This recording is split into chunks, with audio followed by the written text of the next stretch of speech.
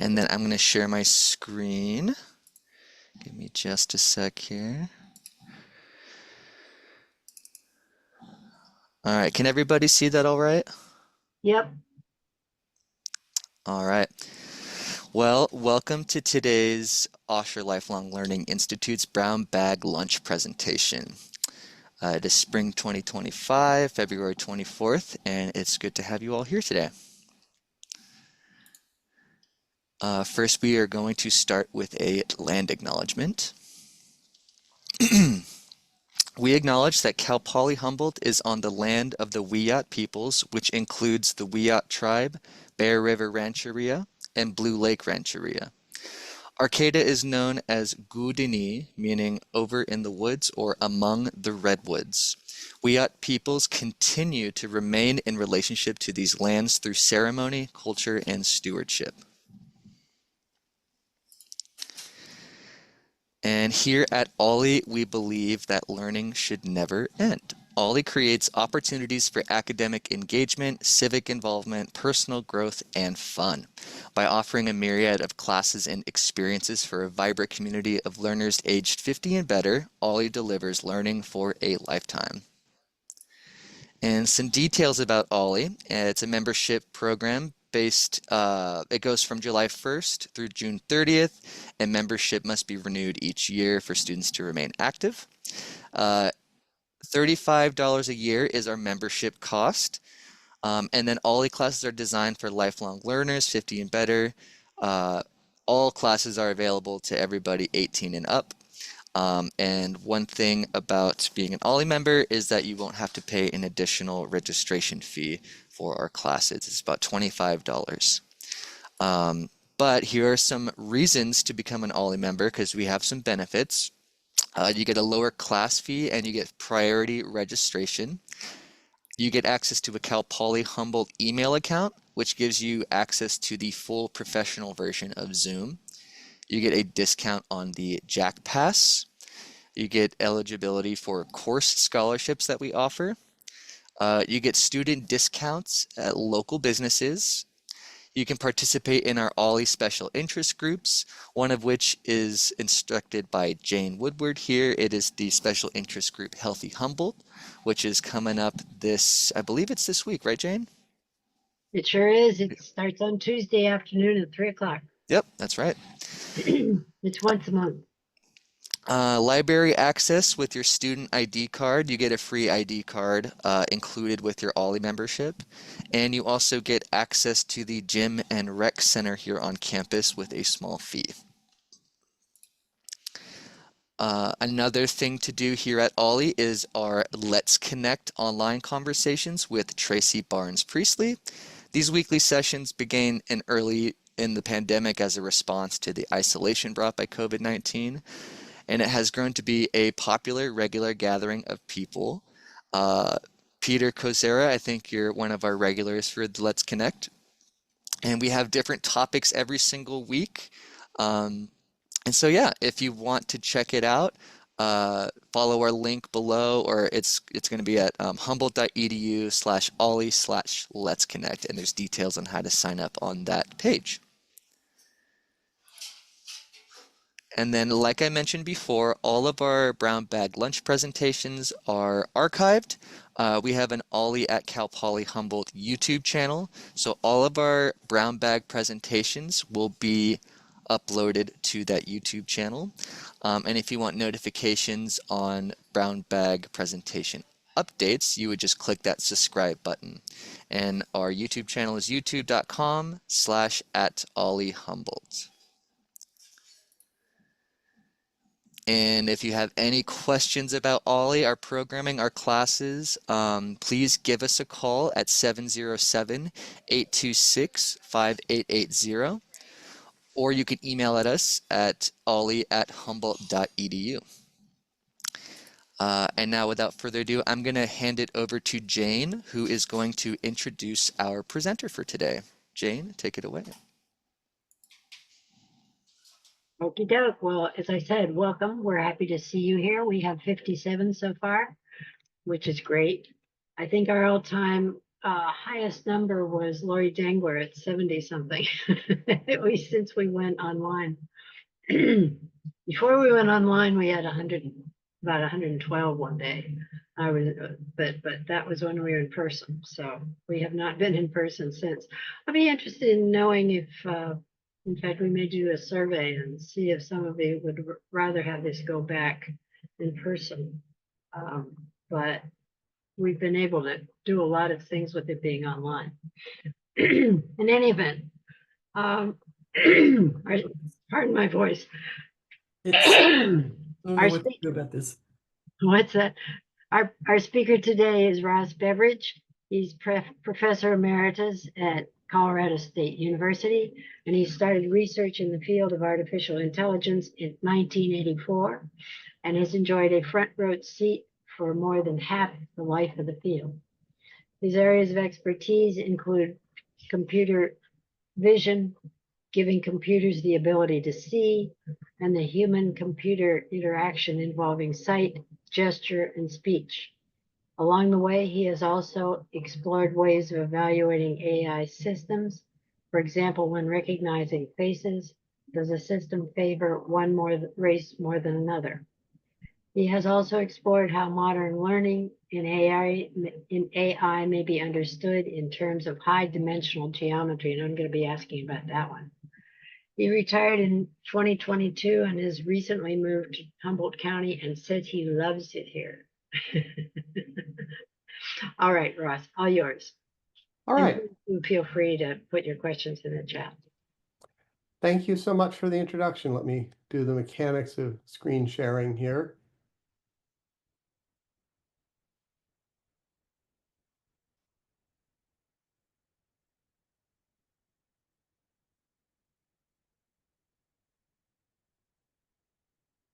All right. Jane, you're seeing my introductory slide? Well, Yes. good. I trust everyone can see the slide. All right. Thank you very much. Thank you, Jane. You suggested this talk as a sort of a follow-up to my personal experiences in AI and thoughts on AI. When I agreed to this, it's somewhat perilous, forgive the pun, but it is an important and timely topic, so I am actually content to be jumping in, and let's get to it. The outline for today's talk. What is intelligence? We got about 10 minutes for that. That could be a life's work, but we got 10 minutes. Artificial neural networks. I'm picking them out because they are a technology that you will understand a little bit better in a little while, and understanding the essence of an artificial neural network turns out to be really key to make sense of all the rest of the things that are going on right now. Which leads us to modern AI, living with AI, promises, perils, and actions you can take. So, part one, what is intelligence? Ouch. I'm not going to write you down a definition in English that covers it all.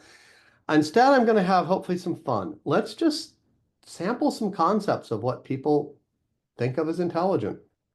And it's just way too much fun to not start with Mr. Spock in Star Trek. I try to be aware of my age and my audience. The worship for logic is hand in hand with many people's definition of logic. Hence, that is a most illogical attitude. Gee, we want logical systems. I'm going to throw that right out early because we're going to see more about that idea. I did not know about the quote here until recently, till I was preparing this talk. Computers make excellent and efficient servants, but I have no wish to serve under them. I decided it's a pretty good mantra. I was happy to find that.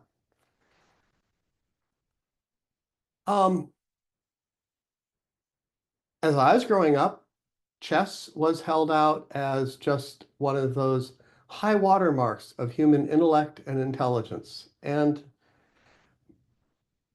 for many reasons, that is a wise and reasonable thing to say.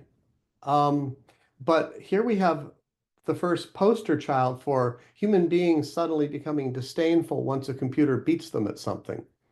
Computers play chess better than human beings now. That's no great mystery. I think pretty much everyone in this audience knows that. So what do? I'm going to suggest that we make a mistake if we go, oh, it's not intelligence. No, it's absolutely intelligence. In fact, we've learned a lot about how humans play chess by the fact that computers don't really play chess in the same way. Moving along. It's really important not to get locked into narrow definitions of intelligence. So, painters, screenwriters, creativity in general, that's a kind of intelligence that just astonishes me and, of course, enriches my life. Yes, it's slightly cliche that I picked Vincent van Gogh, but it's also a very common and good example, and I am content with it. It's actually was running this past my son, and he says, well, I'm not quite sure why this is here. Perception is part of intelligence. You don't really, I'm going to be bold. You don't have intelligence if you can't perceive something. So let's go to the perception end of the spectrum. Eagles are amazing. They can recognize prey at 2 miles away. That's pretty smart. This one in honor of my move to Humboldt. I'm late to the party, so to speak, but the work of Suzanne Simard and many others.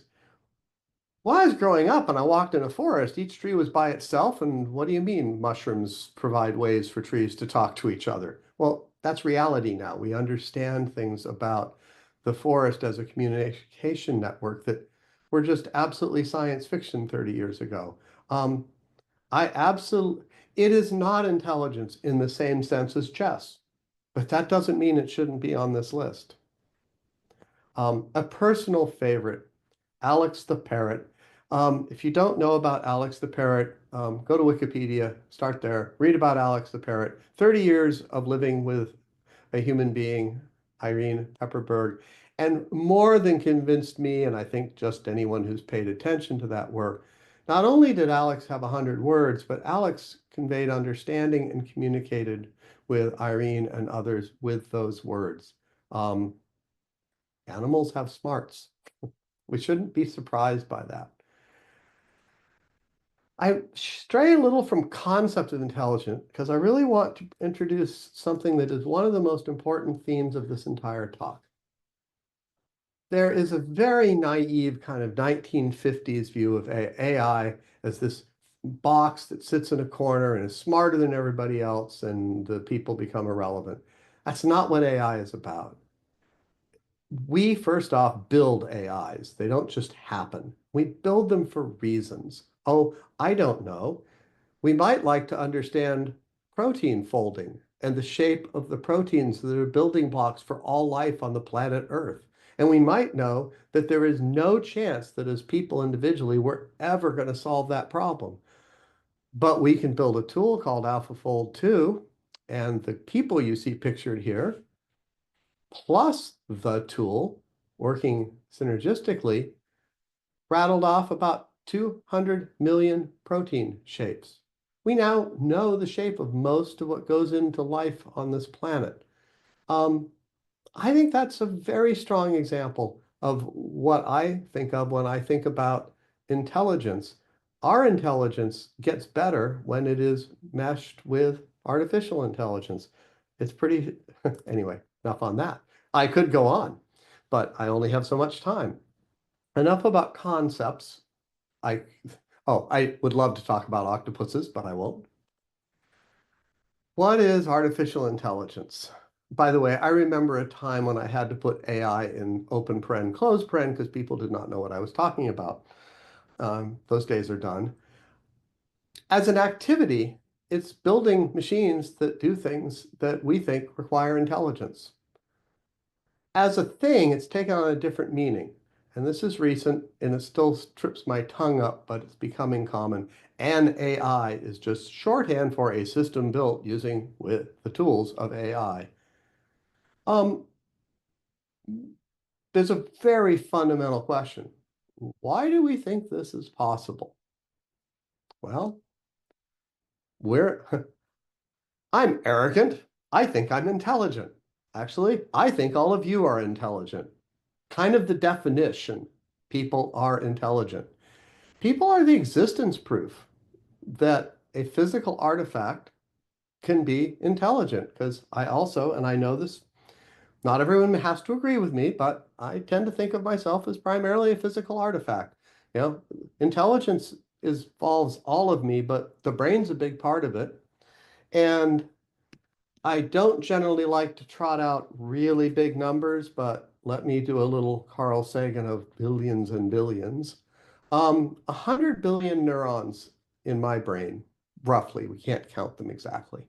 100 trillion connections, one nerve to the next. That's vast. That's vast on a scale that makes astronomer, you know, the the universe start to make sense in terms of scale. So somehow those neurons, the way they're functioning right now, are letting me give this talk. It's pretty cool. I mean, it's awesome. Which leads to the part two of my talk. Many of you have some familiarity with the notion of programming a computer. Many more of you are going, I haven't and never want to program a computer, which is a very reasonable approach to daily life. But if I'm going to make any headway today, I have to tell you that yes, as an AI researcher, you write programs, but you write programs that actually turn around and mimic biological neural systems. That's what has succeeded. That's why we're doing as well as we are right now, if you count it as well. So let me give you just some hints. And it began a long time ago. When I entered graduate school, my first semester, I was handed this paper along with all my colleagues and told to read it, because I went to a program that was absolutely a recent startup academic program in artificial intelligence. And they said, you know, it doesn't make any sense to study human intelligence or biological intelligence if you can't figure out the biology of how neurons work. So what the frog's eye tells the brain is early work where they took it down to the level of neural connections between nerves, worked out a lot of the math, figured out things about frogs.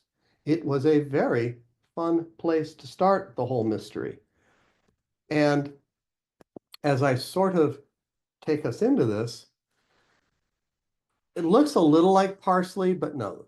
This thing I'm circling is called the dendritic tree. And it is from here that a nerve cell, a neuron, gets excited. Something else comes in, called a synapse, gets in contact with this. If the synapse fires, it's a little bit of excitement here. And if it happens a lot, then this excitement builds. And if it builds enough, this neuron fires and sends a pulse down to the synapses. And the synapses in turn take it to another nerve. Those of you who've done neurobiology are allowed to be cringing right now. There is a lot of simplification in this talk, but the essence is right. And what happens when you have three neurons? Well, here's one that gets excited. Eventually it fires. It's then sending a signal across this little gap to the dendritic tree of a neighbor. And if this, I'll stay focused on this one, if it gets enough excitement from enough neurons, it then fires and on goes the chain. All of this is easy to simulate. We can write computer programs that do it. As early as the 1960s, there was something called the perceptron, a very 1960s name. It kind of grows with retro furniture now. We should all have a perceptron. The top picture, please don't. I have a lot of these slides where I'm not expecting you to read things like retina. There's sort of a Gestalt principle here. What I want you to see is information's flowing from a place where there's a pattern shown, a red X, and it flows through a network until a decision is made. The upper picture is meant to be biology. The lower picture looks almost identical. It's a perceptron. It's a machine. And the perceptron got really good really quickly at recognizing letters in pictures. It was an early success. So fast forward, I'm sure in the 60s they would have loved to have had YouTube and a beautiful 3D visualization, but here we go. Now we do. Thank you to Gerald, who put this together. Here's a picture of a basic neural net to solve a vision problem. And to make sense of this, let's think about what I'm seeing. Right there is a layer of nerves. Right here is the retina. You can see the numbers appearing on it. If I pick a nerve, if I pick a nerve to pay attention to, right up in here, say, black means not firing, white means firing. I have two layers. By the time I've come out the back of that second layer, I'm connecting up to what are kind of grandmother cells. They're individual nerves, but they have a special interpretation. If they fire, then it has seen the number 1, or the number 7, or the number 8. That is a neural net as we currently think of it for solving vision problems. And notice that the information flow here is all in that direction.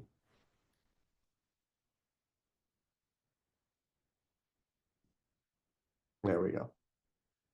This takes me to another key idea. And yeah, it's meant to sound a little like James Bond. Shaken, not stirred. Trained, not programmed. It's one of the earliest things to get people over is the notion that I, as an AI person, program the kinds of systems you're using. It's impossible to program them. Now, people decide the structure of the network. How many layers? What's its inputs? What are its outputs? What do I expect the inputs to be? Are they images? Are they words? Are they sentences, phrases, etc.? That's all people decision. But even that little thing I just showed you has 200,000 different places where one nerve is talking to another. For each of those, I can pick a number. How strongly does the upstream neuron influence the firing of the downstream? Imagine hand-picking 200,000 numbers so it recognizes digits correctly. Utterly impossible. So it's not what we do. These systems are trained. What does that mean?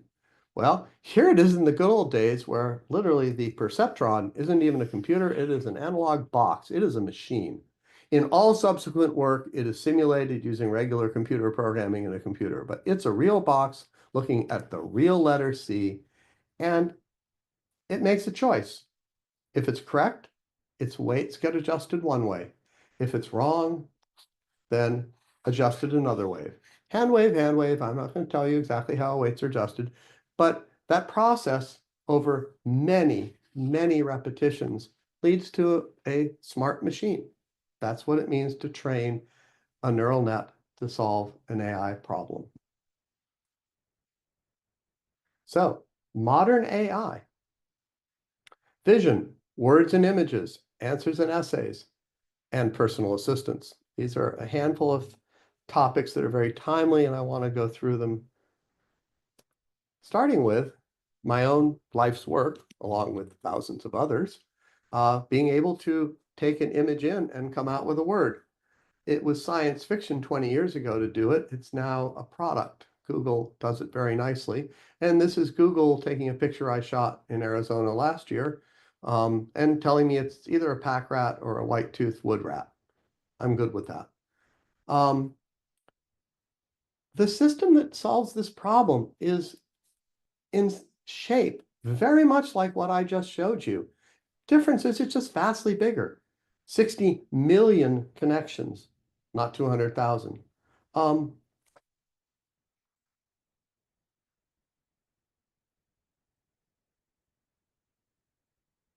I know the first part, images to words, because it's what I've done all my life. I'm playing recently with something that's words to pictures. I didn't expect to see this in my life. It's really amazingly cool. But many of you have probably read or heard about generative AI. That's really cool. I did the following in Mid-Journey. By the way, acknowledgement to my stepson, Jake, who finally got me over my own internal energy burden hurdle, and I went on to Midjourney and fell in love with it. It's really fun. You type in English and it gives you pictures. An elephant and a VW bus going down a dusty road together. And it takes about a minute, and up came 4 examples. I think I kind of like this example because it's what I had in my mind. Bus, elephant, they're going together. What do you need to know about this? First off, no person ever took this picture. It is completely a creation of generative AI. Now, how did it come into existence? Well, first off, I don't even understand all the details, much less be able to explain them at a brown bag lunch, but this is the technology that's out there right now. What I can tell you is all that object recognition work, that had to happen first because what we've actually built is kind of an internal neural network space of how at least machines decode pictures. Turns out you can use that. You can use that kind of very complex 60 million connection network and add more stuff to it and run it backwards and produce images based on words and phrases. So that is very briefly generative AI for pictures. How about words to words? This is really what's caught a lot of people's attention. Large language models, LLMs, but let's just say commonly we're thinking about, ChatGPT as an example. So, and by the way, this was actually in my spring talk, so this was worth recycling. I asked ChatGPT, because of course I can go online and chat with it. What do you get when you let a large artificial neural network learn to answer questions by reading most of what has appeared on the World Wide Web? And, the answer essentially, you don't have to read it all, amounts to, you get me. This sort of stuff disturbs some people. I threw in me. I don't know that ChatGPT has much of a concept of me. I actually think it doesn't have a concept at all of what me would mean for itself. But it did a very good job of describing a system, which is what was created when we trained a large network over all the English on the internet. It's a big deal. It's very powerful. How big is it?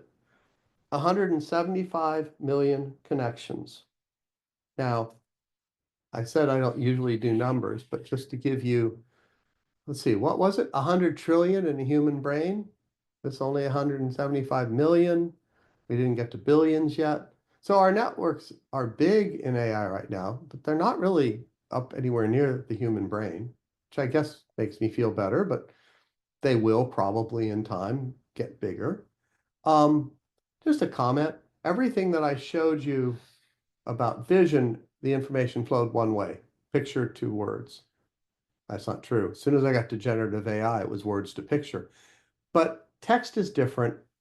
There's some tricks that lets ChatGPT and other systems kind of move around in text.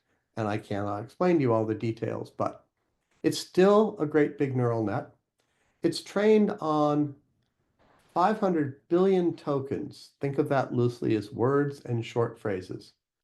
So it's a big deal. These systems change everything. They exist and they're useful. They know a lot and they speak very eloquently.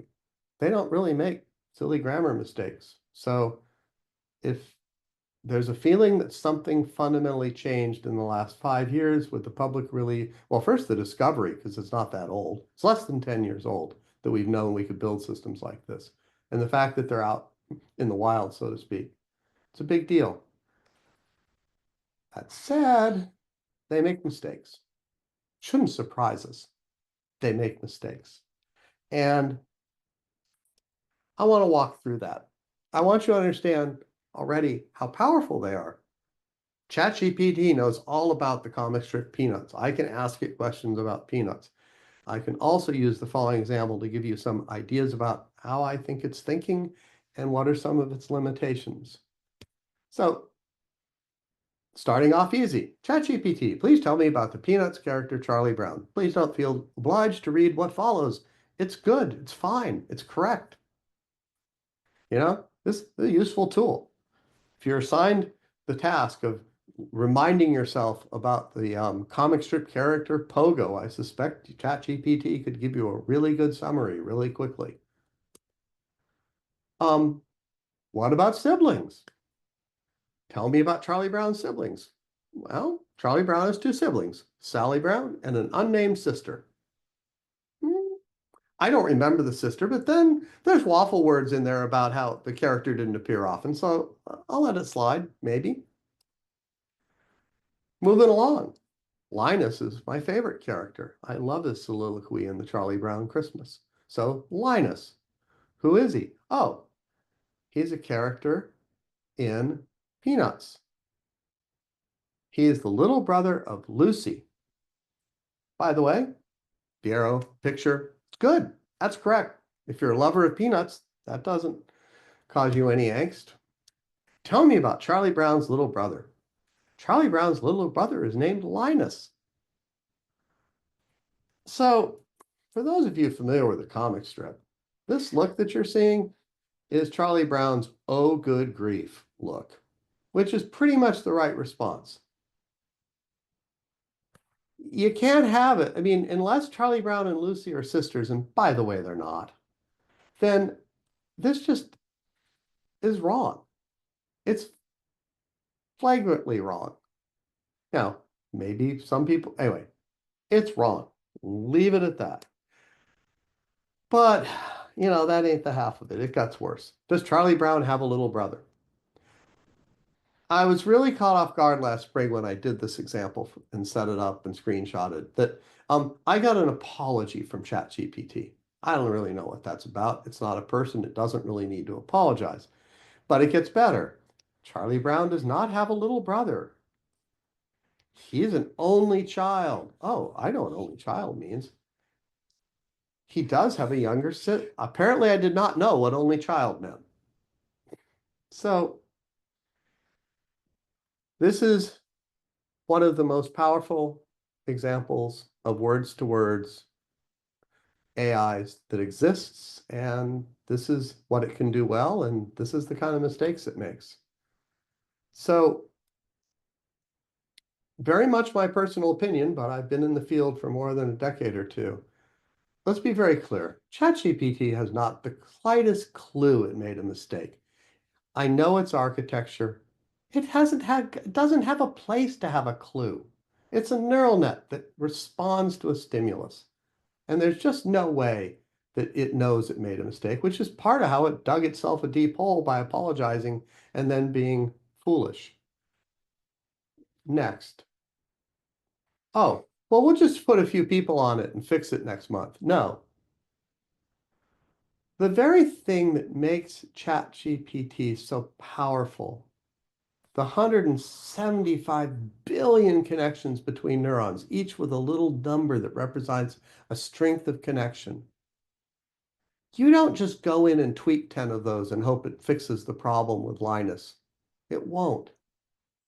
So these systems, as good as they are, and as much as good as they are, it's not a short-term, oh, we'll just fix it.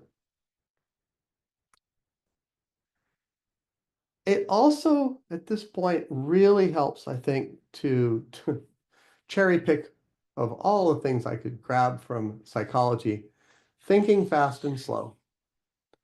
It's a really interesting idea. And why it's relevant here is that a huge amount of human thought is an example of what's called fast thinking. We jump from a stimulus to a response. We associate something with something else. It is basically like computer vision, it just comes through the net. And by comparison, slow is step by step. It's where we puzzle things out. It's very much more like the voice in your head.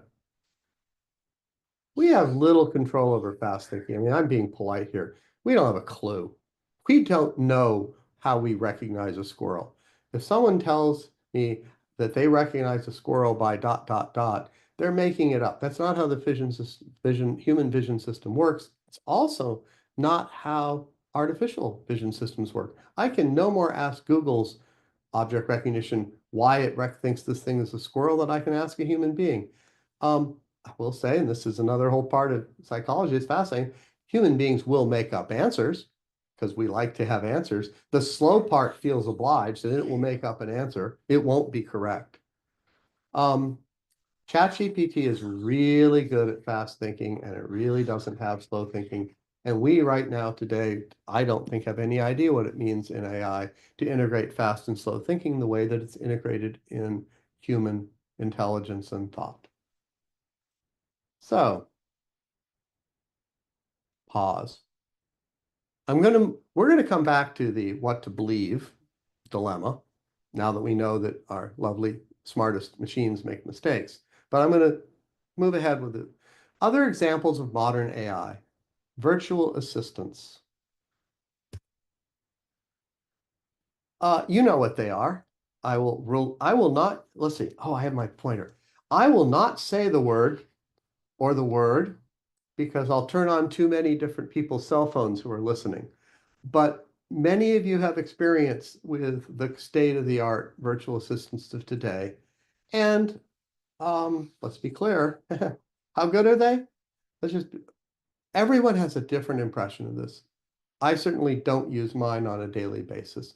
The promise is not yet realized, but there certainly is a lot of hope and effort expended. And I'm going to give you, I just did this yesterday for the sake of the talk. Some of you have heard about iPhone now with Apple Intelligence. Well, here it is. Here's a part of it. There's a lot more to it. But if you look over my shoulder, you'll see a little tiger. You will not see it in the little thumbnail picture of me, but trust me, Kashmir the tiger is sitting behind me, and I turned my phone around yesterday, and I went into visual search mode, and I got this picture, and I said search, and I got what's here. It went and used Google, just like I already showed you. Google's good at looking things up. And I will tell you that the answer was a little spooky. Apparently Kashmir is a Dakin Classic 15-inch sitting plush. That's actually true. I've looked carefully. So, you know, we live in a world of, I live in the future. Apparently computer vision's gotten really easy. My tiger was identified. Notice that Apple did something extremely unusual for Apple. If you're familiar with them, they farmed it out to Google because Google's best at this. And if I instead said, I'm going to ask a question about it, well, I get the screen over here.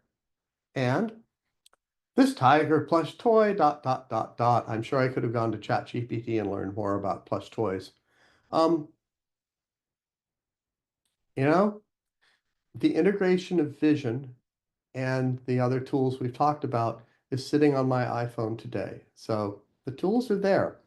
I don't know yet how much I'm going to use it. But in case you wondered, yes, it's there. I'm now going to move away from today, and I'm going to jump a bit to things that I envision. You know, for the last 40 plus years, much of my life has been devoted to things that are impossible. Recognizing objects, no longer impossible. A personal agent. This is what I envision. I want a personal assistant. I do not want to spend lots of time on the internet staring at icons and chasing feeds. That's really not what I find a fulfilling life. I frankly would like to sit on a rock in a beautiful forest. That kind of works for me. By the way, since I'm making this up, I look younger. Yay. And my assistant, Phelan Fox, of course looks like a fox. Why? Because I can make we can make the assistant look like anything we want. I happen to be fond of foxes. And this personal assistant basically is an intermediary. If I have a question, hey, Phelan, I'm really curious about nudibranchs, and will I see a nudibranch if I go tide pool searching? I expect Phelan to go do that and come back and say, hey, Ross, here's what I found. There is a vision of the future. Its promise is an intermediary between me and most everything. Communication, news, entertainment, shopping, It gets to know me over time, my wishes over time. It communicates with other agents. Phelan, I want to have coffee with Bruce. What do I expect to have happen? I expect to come back and say, yeah, I chatted with Chaco, Bruce's agent, and 9:30 tomorrow. Yes, no? I don't want to do the sort of searching. Hey, do you have time at calendar stuff? Blah. Phelan holds the promise of really simplifying my life and letting me pay attention to things that I want to pay attention to. We're going to talk about attention more shortly. Many of you might be already thinking, gee, what could go wrong? I never use 3 exclamation marks. I think I was taught in middle school that that's a childish thing to do. Well, I use 3 exclamation marks. Are you in control of your agent? And I did switch words here. It went from assistant to agent. Same thing for this talk. Do you trust your agent? If you trust it, why do you trust it? Oh my God, Phelan's been hacked. This slide used to have a lot more words. We're not going to see personal agents that I'm going to be comfortable with until we really work out some of these control issues. So that's a very real. Here you have one of the first big perils of AI. Promise and peril. I want it on my terms. I don't want it to be a device to control me. So this kind of leads to what it means to live with AI. There are 2 parts to this. What should you believe? How do you come to believe something? And what do you pay attention to? Let's go with what to believe. And in particular, I love the comment. A person with a watch knows what time it is. A person with 2 watches is never sure. It's a disturbingly deep, while also slightly amusing little quip. And in the abstract for this talk, I said smartphones were changing everything. Well, yeah, a person with a smartphone an hour can, sorry, I don't usually read my slides, but get very frustrated and confused, convince themselves of damn near anything. And with a critical eye, you have a shot at learning a lot. So that's our current reality with the internet and the search engines and everything else that's around us. And some thoughts on dealing with it. Well, first off, I occasionally coin phrases. Do not look up infallibility fallacy on Google, because at least I did, and I really didn't get it. Apparently I made this up. Oh, I created it. Sorry, I guess that's different. So there's the infallibility fallacy and its opposite, which are pretty easy to understand. It's really tempting. I'm pretty well acculturated into Western thought. I'm very comfortable saying, oh, that's not true. Oh, that's true. Sometimes true and false doesn't work so great. Are the AIs infallible? No. I took quite some effort to show you that some of the best AIs out there, ChatGPT, are going to make mistakes. So don't believe them. Believe by themselves, it's not enough. They're going to give you a lot of information, but you can't call that the end of it.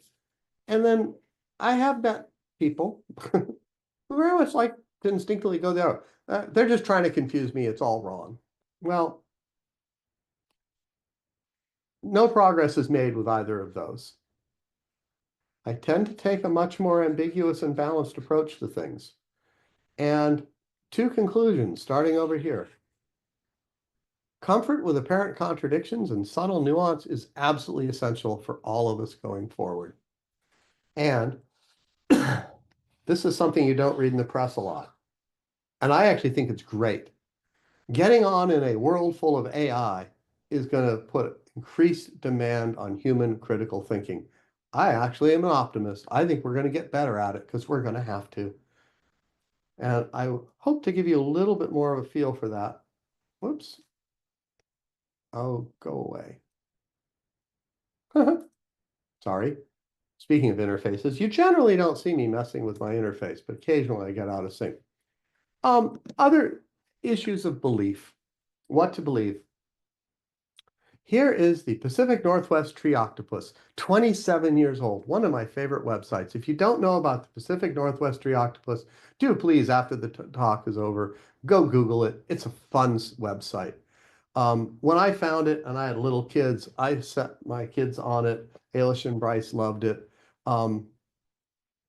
Thankfully, Wikipedia does the right thing and is very serious, and it says it's an internet hoax and tells us all about the origins of this hoax. It was actually written to get people to think hard about what they see on the internet. It's an old idea.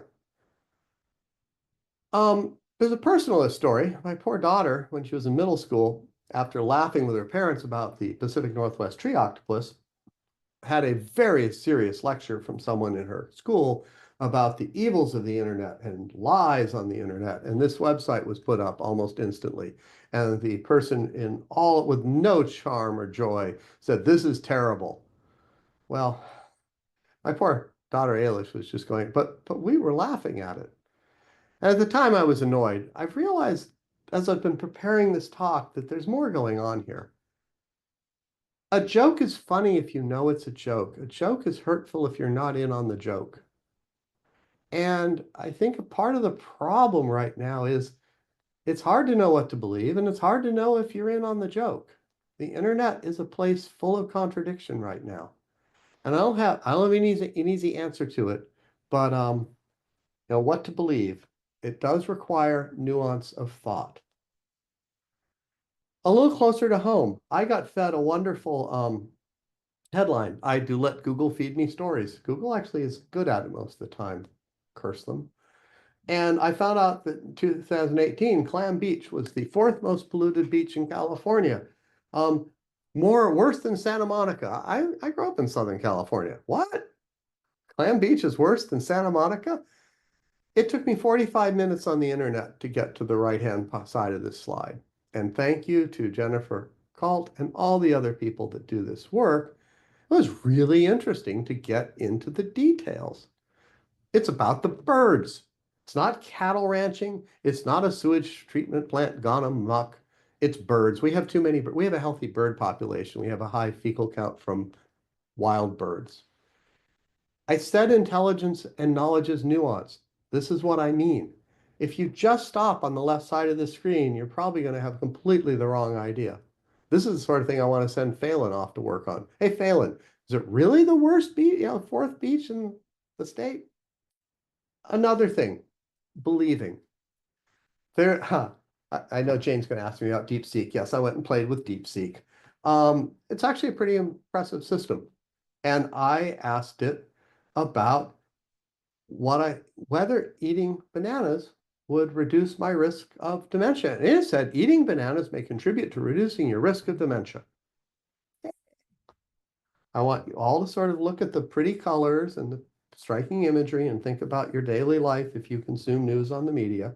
Go, wow, this is really cool. And by the way, a little human psychology, because I made it so striking, you'll probably wake up tomorrow thinking that a banana is going to reduce my risk of dementia.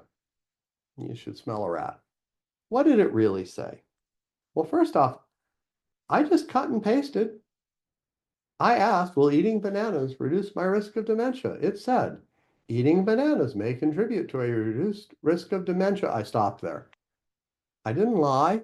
I lied by omission. Due to their nutritional content, they're not guaranteed, but it gets more interesting. Replace bananas with just one banana, and the whole answer changes, including the fact that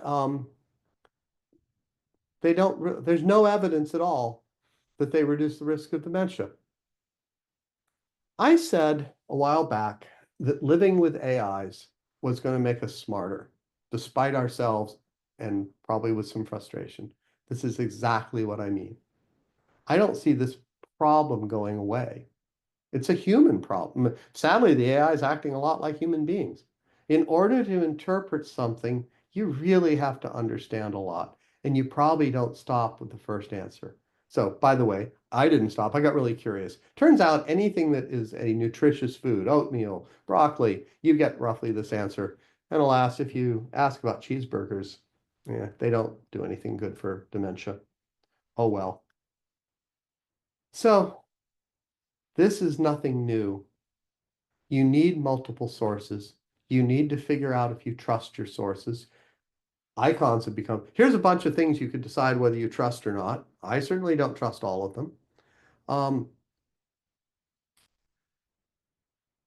We are increasingly entering what I would kind of call the trust economy.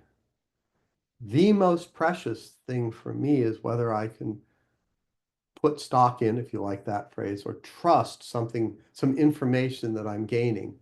And I'm going to rely on all sorts of tricks, friends, family, organizations, being more careful how I phrase my questions to figure out what I actually trust. And that's my job and my responsibility. So, what to believe moves to attention. What you attend to defines your life. There's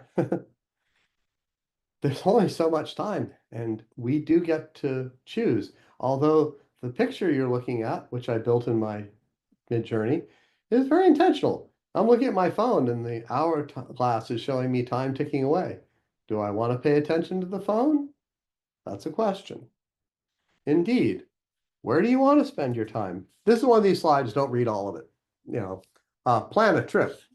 That's something I like to do, as Jane has already alluded to.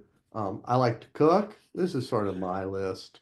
I like to eat a meal out. There's all sorts of things I like to do, conversation. What I want you to notice, though, is everything on this side really doesn't require a computer and isn't necessarily made better by a computer. Everything over here is the world where AI is already probably front and center. It's already happening. And it's more or less time I spend on a device. And it is not wrong to spend time on a device. Don't try to take my phone away from me. I like my devices. But I am very aware of when I'm putting time over in this category versus over here. Targeted hurtful distraction is not new. There's Ronald Reagan. Don't you miss the 1950s? Selling us cigarettes on Christmas. Oh, those good old days. My dad hated television ads, and he said outright they were insidious. And he absolutely poo-pooed his friends who, oh, just ignore the commercials, Bev. No, you can't just ignore the commercials. Turns out psychology tells you that doesn't really work. You don't get to ignore the commercials. Well, let's fast forward. Makes the 50s seem easy. Now we have devices with infinite scroll. And to be clear, I put this little picture together. Let me introduce the characters of the picture. That's an AI. It may not look it, but that's actually an extremely sophisticated AI. It's one of the most profitable and successful uses of artificial intelligence. And its job is to put something onto a conveyor belt, which is flowing to, yeah, it's me. I don't look so great in that picture. Yeah, I like this picture because it's giving me all flowers and that's nice. But anytime you're getting a news feed or you're on Facebook or any of the websites whose job it is to keep your attention, this is the picture you have to have in your head. The AI is handing you stuff. And what the AI does not want you to do is to leave. Because if you leave, your attention stopped being its product. So I made this slide this morning in Midjourney, and it is my personal view of what I wish Facebook was and what I get. On the left, yeah, the friends are my flowers. I would love it if what Facebook did was feed me my information about my friends. That would be delightful. But anyone who spends much time on Facebook knows, no, they're going to give you kittens and they're going to give you hurt kittens. Because, man, once you're angry, you're hooked. You don't leave a website once you're really, really angry or disgusted. So this is meant to look dystopian, but hey, what can I say? So I want to talk about a few different examples of places you go and who owns your attention. And if I haven't said it yet, all of this is about the notion that AI is involved in controlling your attention. attracting and keeping your attention, excuse me. So I didn't leave the topic of AI. Facebook, you pretty much know what I think of Facebook. Um, I was amazed that when I went back just to grab this screenshot, it reminded me of password stuff, but it managed to show me 2 pictures of Elon Musk. I would rather see a hurt kitten than Elon Musk right now. So absolutely, Facebook is going for the jugular vein. They want me mad and they want me to stay. Moving on. Who owns my attention with Google? Wow, that one's really interesting. A lot of work goes into keeping you interested in Google, but it is fundamentally still trying to give you information. And I have that little meter below where I have a white arrow, me versus Google in control. I just put a lot of run on that. It sort of depends how you use Google. To be fair, I couldn't have made this talk without Google. So I use it a lot. I try to be aware. Obviously, it does have commercials. Look at the cute little blue boxes. Who owns my attention here? Wikipedia. I'm really fond of Wikipedia because I own my attention there. And I will tell you that, oh, I don't know, around the 3rd week in January on my iPhone, I removed the Apple News icon and I replaced it with the Wikipedia app because anytime I was tempted to go news diving, I now go to Wikipedia and I look up things like Truth or the Mad River. It's been really good for mental health. So, and this just in.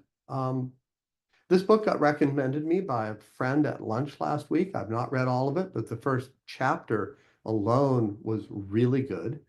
And I'll give you the subtext, the part from the title. How Attention Became the World's Most Endangered Resource. Understand that your attention is what most major internet enterprises sell. They're selling your attention. It's another word for advertising. And more effort is put into making sure that they can keep selling it than almost any other thing. And your attention collectively, all of our attention is worth more than all the oil on the planet. So, promises, perils, actions.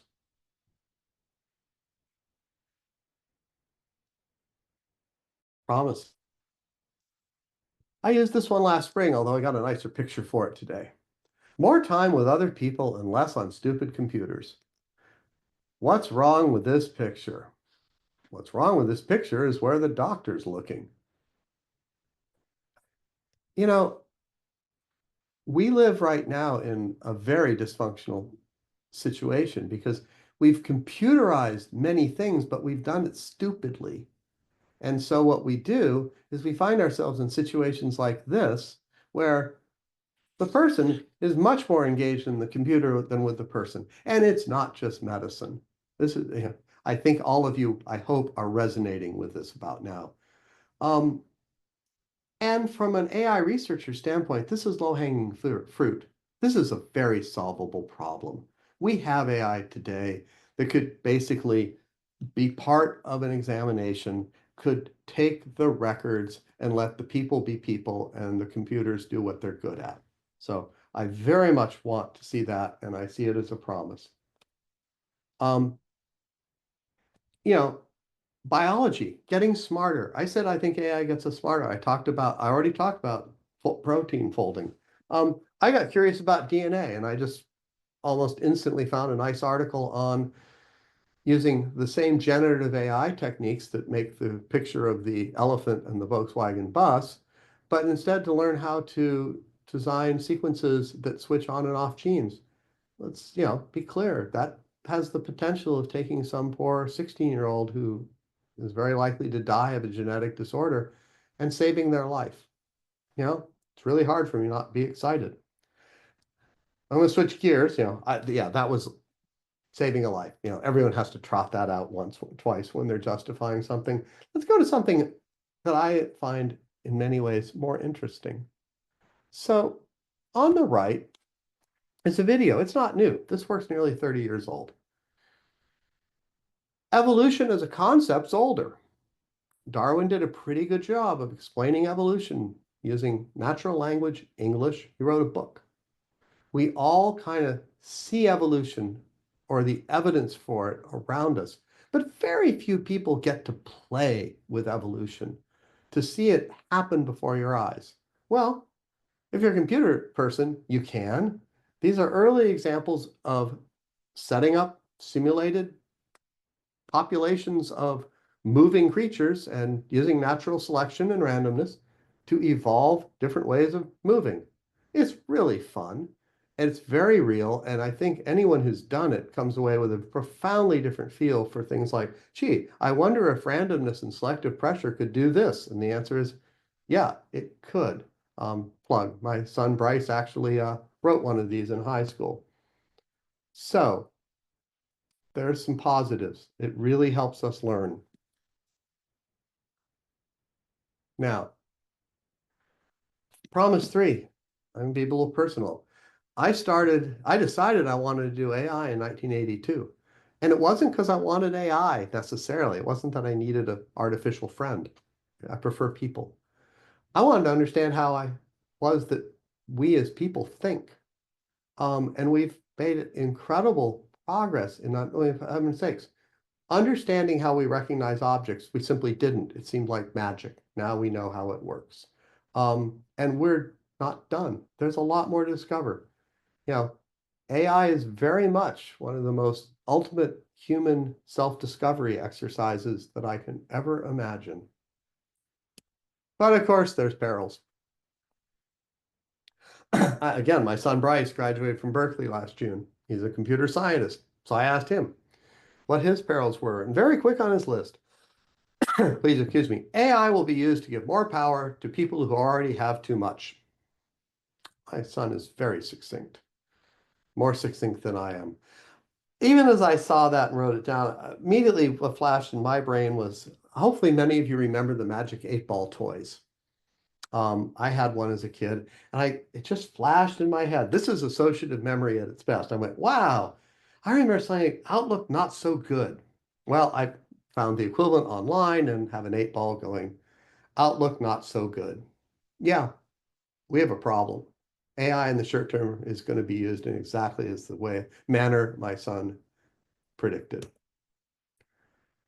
Oh, I have this cute little meter running up the front. This is a high risk if you look at the right side of the slide. This one's either a high or a low risk.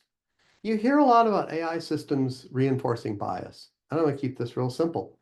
If you train them on data that came from the past when bias was part of your data, they will do faithfully what you asked them to do, and they will do it in the future. But the Amazon story is really interesting because, first off, the headline is nasty and kind of wrong. It wasn't secret and it wasn't so much scrapped as they were embarrassed and they changed what they were doing. Yes, they built an AI system to screen applicants for jobs, and they found out that it was screening out too many women, and they went and fixed the system. The very systems that things that let us build AIs, let us measure them as much we can push and poke. And if they're still being biased after we've done that, then that's a human problem. That's what this slide just said. Oh, but that green box I do want to talk about. There is a real issue about accountability. We already have it, and it's going to get worse with AIs. Who, and I mean a person, is responsible for an AI's decisions? If any of you have kids, grandkids, or are young and looking for a career and want to be in law, I can think of very few parts of law that are going to be less interesting and important as what I just wrote there. We don't know what accountability looks like right now in a world where AIs make decisions, but we had better figure it out. This one is hard. Will AI take away my job? And I will tell you, as I wrote this one down, I couldn't even leave it that way. I am just that waffly. Change. Oh, yes. Cell phones already changed our jobs. AI is going to continue to change jobs. What you do on a daily basis in employment is going to change because of AI. So going to take away a job. Now, of course, that's a pretty big thing to contemplate. It's kind of horrific if you're the person on the receiving end. So, truth in advertising, I'm a computer scientist. I don't know. I'm not smart enough to see the implications of how AI is going to trickle out through our economy in the next 30 years. And I'm very afraid that people are going to latch on to trite phrases like, oh, AI is going to replace all white collar workers, or it's going to make people irrelevant. Those are both ridiculous. Something's in the middle, and it's complicated. And as I got ready to do this talk, I went over and lost 45 minutes on the US Bureau of Labor and Statistics because I thought maybe I could get some insight. I couldn't. It's really complicated. You know, there are a lot of different kinds of jobs in the United States. So I'm going to focus on something that matters.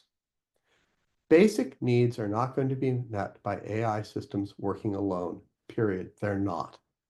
People are going to continue to be in the loop. So are there going to continue to be jobs? Yes. And a lot of basic needs involve people on people. People should teach people. This notion that teachers can go away because computers are going to do it instead of them, I'm sorry. No, that's not happening. Electrician, lawyer, it could go on and on. That's about the best I can do on this one. It's a very important issue. So, AI will encourage complacent thinking. I'm fond of this one. And yes, I created this cute little graphic. You have to understand the little scenario I'm setting up here. We live in the world of AIs. My AI right now is a cute little robot. I asked it a question. It gave me an answer. The answer is 42. For those of you who love Douglas Adams, yes, I did 42 for a reason. Those of you who do not, don't worry about it. The answer is 42. What matters is now you have your answer. What do you do next? AI has told you. The short distance to this door goes along with the fact that if you're happy, you have an answer, you're done, you go into this room behind this door. If you're the kind of person who's kind of going, yeah, I got an answer, but what about the question behind the answer? I'm really not done yet. Then you go into this room. I talk about risks of AI. I do worry that there are going to be too many people in this room. And I do think that people in this room are going to have trouble. Because if you think of AI as being an easy way to just go back into the easy room and not worry about stuff or think about stuff, that's one of the ways to become unemployable. I think a lot of us are going to be in this room, and I think it's going to be fun because we're going to have a lot of help figuring out what it means to be smart. So there's a risk. What can you do? People come first. A little picture from Midjourney. Oh, great wise one, I have climbed so far to learn truth. What is the secret to life? To which the response of the guru is, do stuff with other people. It's a variant on a very basic and somewhat silly joke that does still happen to be my favorite joke. The secret to life is doing stuff. I mean this from the bottom of my heart. As I think about a world full of AI, one of the first things you can do is remember that people come first. Do stuff with other people. This slide is extremely complicated, but it boils down to, remember I said you have to trust, you need to think about where your data is going. I asked Google, where does personal data go when using Google AI? And I did it for Facebook, Apple, and ChatGPT, OpenAI. The answers aren't the same. Apple's not perfect, but Apple's going a lot further to protecting your data when you're using AI than these other three. And if we expect a free marketplace to favor protecting our data, we need to actually take more time on this slide and figure out the details than I'm prepared to do in this short lunch, but at least now you're thinking about it. Thing you can do, pay attention to your attention. Me, pay attention to me, says the phone. Turn it upside down, walk away. Support nonprofits. Nonprofits don't generally build websites that feed you information with the goal of hooking you and keeping you angry and engaged. NPR is being plugged. NPR is perhaps my oldest loved nonprofit source of information. Wikipedia is my most recent. I like local sources as major newspapers struggle and struggle and struggle. And when I moved to Humboldt, it's not more or less than it pretends to be, but I really love the Lost Coast Outpost. I will give it my attention. So, closing thought. Computers make excellent and efficient servants, but I have no wish to serve under them. Kind of a good thought. Thank you. If there are any questions, that is the talk.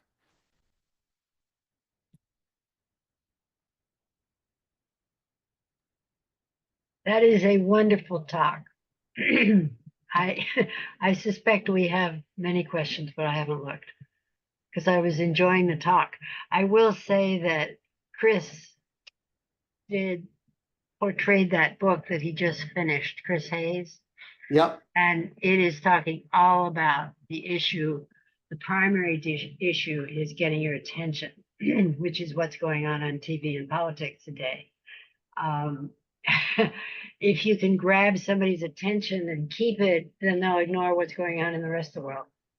So whatever you can do to keep and maintain attention, it'll have you avoiding everything else.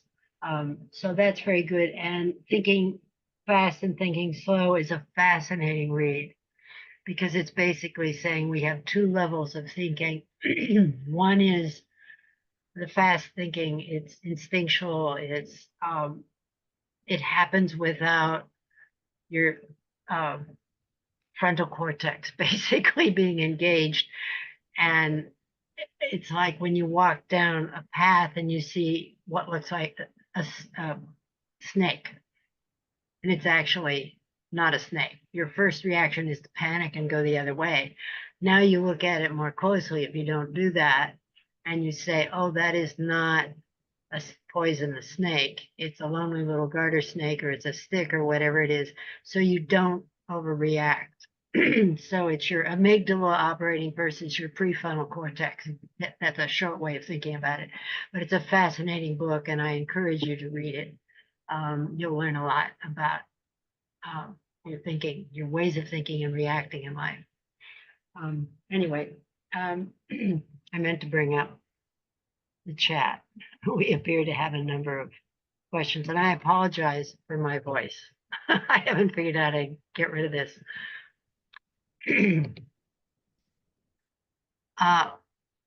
The question from Peter, which is correct, artificial intelligence, that is capital letters AI or small AI? So the answer is Well, thank you to uppercase. Jan for more or less responding. In the acronym, it's uppercase AI. And I don't think there's a correct whether you say artificial intelligence or AI, depends how much you trust that your audience knows that you're talking about artificial intelligence. AI also stands for artificial insemination. So if you're at a vet school, you may want to use the long form. How to tell if a picture is photoshopped and not real? Give it up. You can't. Not as a human being, not today. Sorry, that one has an easy and sad answer. There are AI systems that if I worked for the FBI, I would think are very useful and can do a much better job than I as a human being can do. But at this point, you have to go somewhere else to figure out if you trust an image. Yeah, one comment is it has ruined photography as being factual. Yes. You can't tell. Yep. Wonderful talk. Would love to have follow-up. My dad was in on early computing and issues with personal data. Fascinating to hear this follow-up. You got lots of commendations.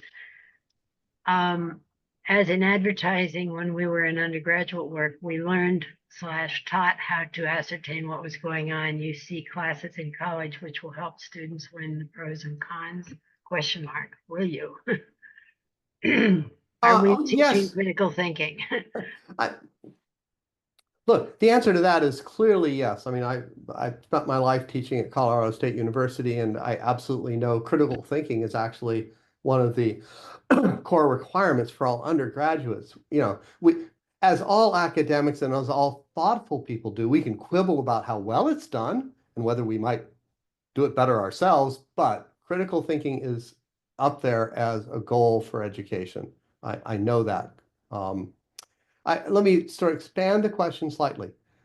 I think we're feeling our way right now for what critical thinking is going to look like in this world of easy access to AI systems. What does critical thinking look like when you let your eighth graders do a report using ChatGPT, understanding that they will be failed if they turn it in verbatim, and they'll be applauded if they come up with a good essay on their own after having relied on these tools? That's a depth of critical thinking that I think we're finding our way through. Um, it's not going to be trivial, but it is our current reality. Are you acquainted with the singularity as discussed by Ray Kurzweil? And what do you think? Um, Somebody's going to have that problem, but not me and not my son and not my grandkids.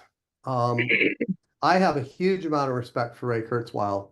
And I have a lot of friends in AI and robotics, and be very careful. He's widely respected.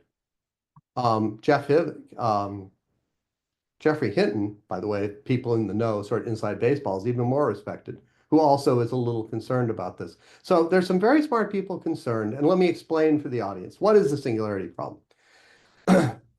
In 3 sentences.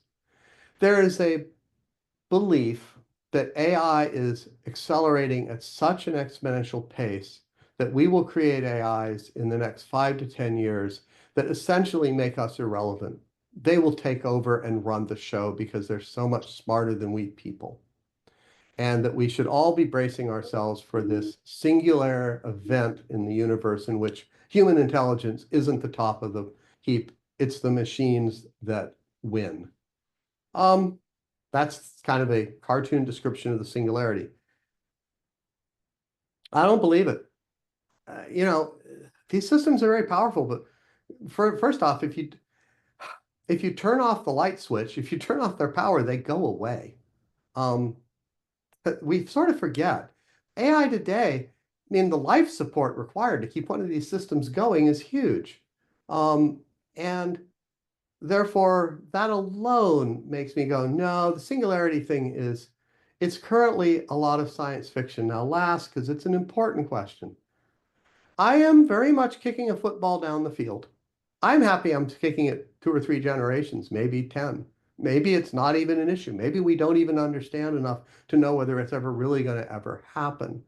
But yes, if we follow this line of reasoning about creating things that think like we do, we will hit some very deep philosophical questions about what do we do with our creations at a certain point in the future. I'm going on too long with this, but I'm going to finish.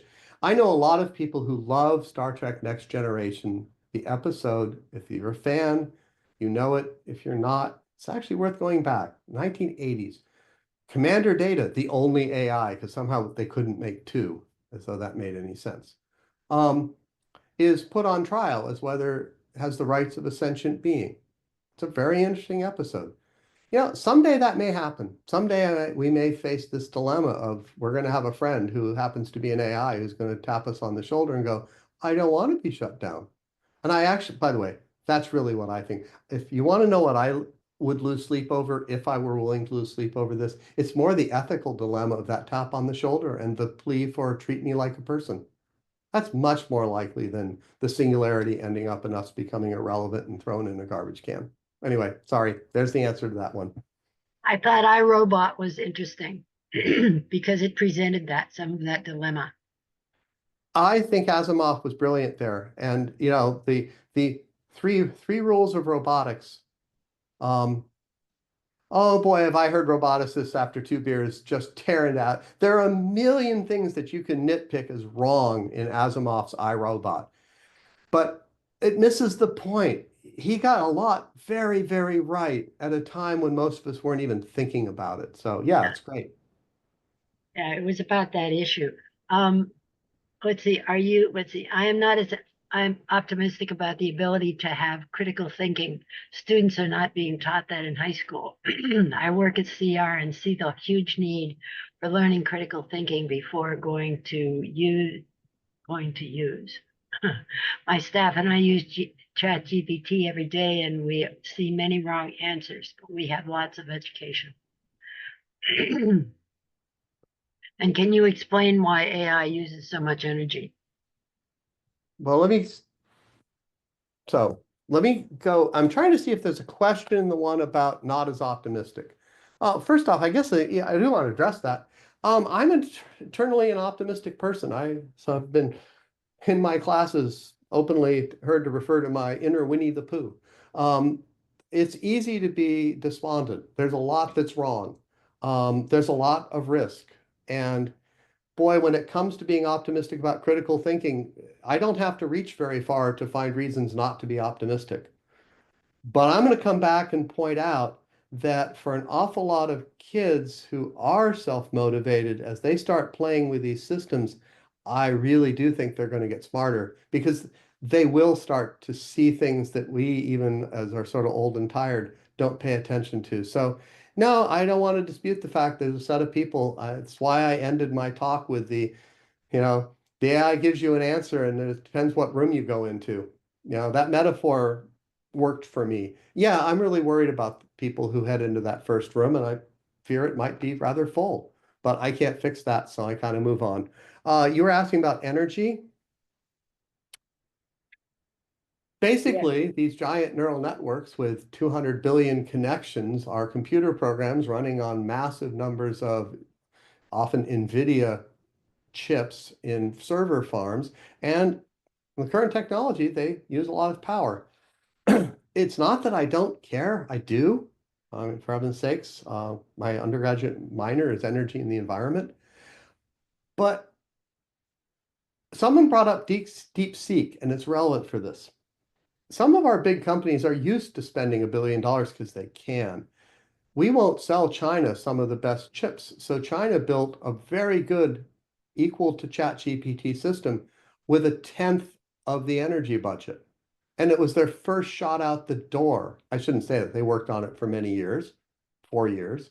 But in other words, I do not think that these systems are going to require huge amounts of energy indefinitely going forward because the first versions of these things are incredibly energy wasteful because we're not building these things to be efficient. And that now that we know we can build them, that's going to be one of the things people pay attention to. So there's a partial answer to the energy. Um, Jane, what else am I missing? Oh, Well, any number of things, but we could go on for hours, I'm afraid, which oh, I would dearly love. Things, I mean, here's a problem we set up in China. Basically, we denied them the technology, so they found a way around it, and it became more efficient. Now, there are any number of companies that are going to say, hey, I can use DeepSeek. I don't have to have the more expensive technology because this works for me when I integrate it in.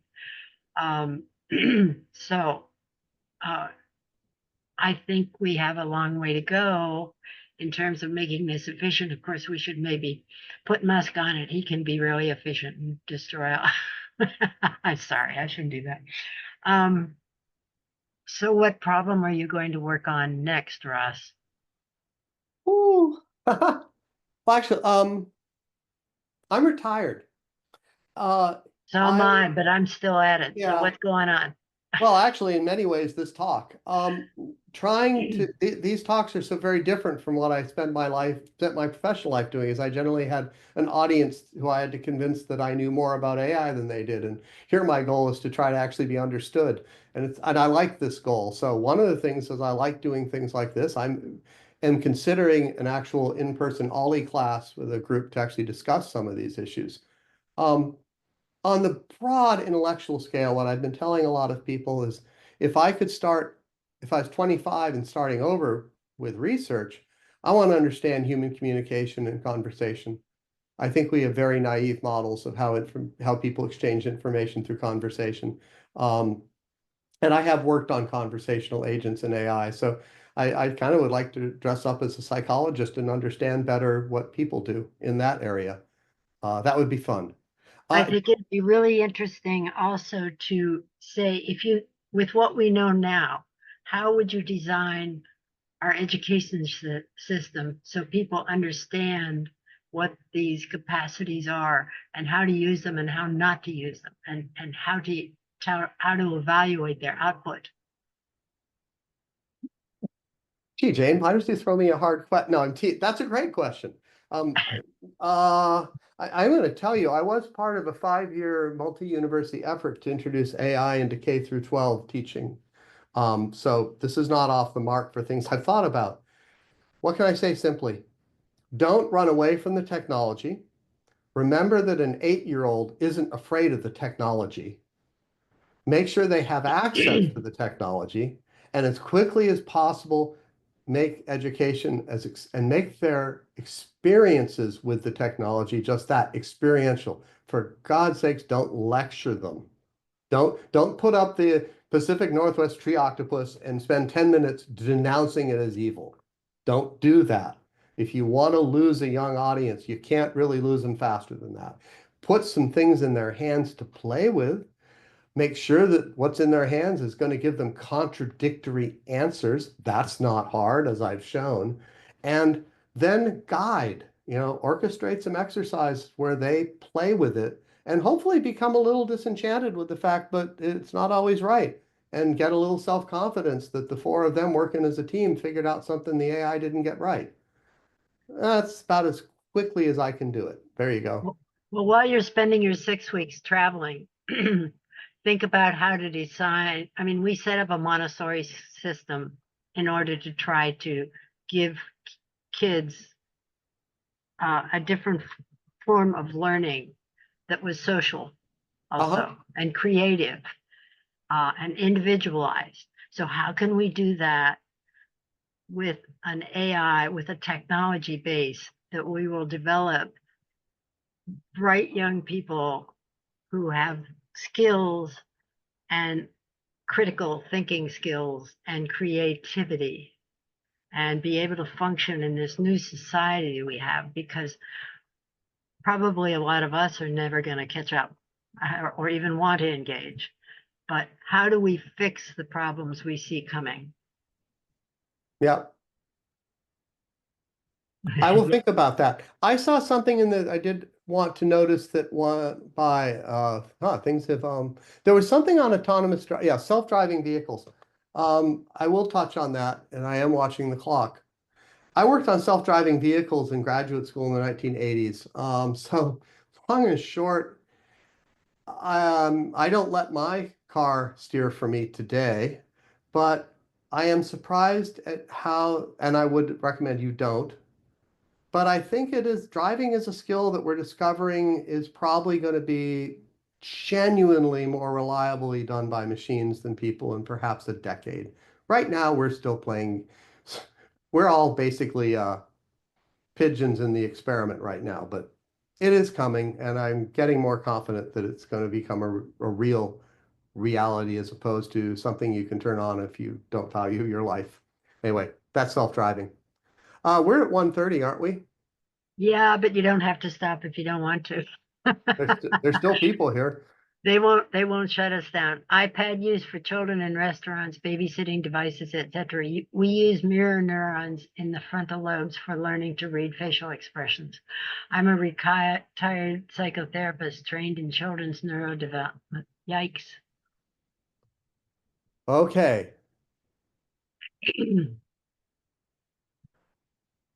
I don't do this very often. Is it allowable, Jane, for that person be asked ask that question again verbally with a microphone? Because I'm not sure where it's going, and I am Well, it isn't interested. really a question. It's Okay. more a statement than a Well, question. let me do my best with it. First off, using machine. My wife and I, when we were raising 2 kids, produced a written contract that was printed out and signed by all of us on our refrigerator. And it was the contract for the use of devices. And it said, people come first. That was, I saw that in my talk today. That was item 1 as a rule. I raised my kids with a set of very fundamental rules about people versus machines, and what mattered was people. And then I turned right around and watched them play Minecraft for 3 hours and just thought it was wonderful because it was creative and good. When I see devices used for babysitting, yeah, at some point can be a terrible problem. You know, I'm not a child psychologist, but I know enough to know that too much screen time is dreadful. Some screen time is denying all screen time, I would argue, is equally dreadful right now. Striking that balance, how you set up it, there has to be a balance. I don't know about the facial expressions. I actually spent a lot of my life working on writing computer programs to read human beings' facial expressions and body gestures. We communicate a lot that way, and I don't even really know what to say more than, well, yeah, be ready for the fact that in another 5 or 10 years, you'll have computer agents that could tell you what other people think of your body language and whether you're conveying the message with your body language that you hope to, because that's low-hanging fruit. That's pretty easily done. How much will athletics be changed by AI? I have no idea. No, I actually, look, the ability to record how we move. I mean, I tossed something out. Because of my own work, I do really believe that if I wanted an AI agent that was mine and I trusted it and I asked it, I said, look, you know, I just had a job interview yesterday. Did I really come across as positive or I seem defensive? I would like an agent that could say, well, I actually watched and heard everything you said. And yeah, I've a little bit up to speed on, been trained on human body language. And yeah, work on dropping the defensiveness. That'd be really nice. Athletics, you can watch everything an athlete does. I don't know the details because I'm a terrible athlete, but that has to somehow be useful. Okay, Let's see. that may have been it. I think that's it. I have questions, of course, but I will stop. I want to thank you all for coming and let you know, I want to thank Ross in particular. I've asked him now to do this twice, and I'm going to ask him a third time. And tell you that next week on March 3rd, we're going to have a discussion about the last chance grade project, what's happened with it, what decisions have been made, what are the implications, when's it going to happen, what's it going to look like, all that good stuff, how we're going to be impacted and how long it's going to take, and it's going to take quite a long time. But we're happy to have you here. We will try to get Ross to do another course. We'd love to have him do that. So while you're traveling, please think about whether you want to do a course or another couple brown bag lunches or how you'd actually like to do it.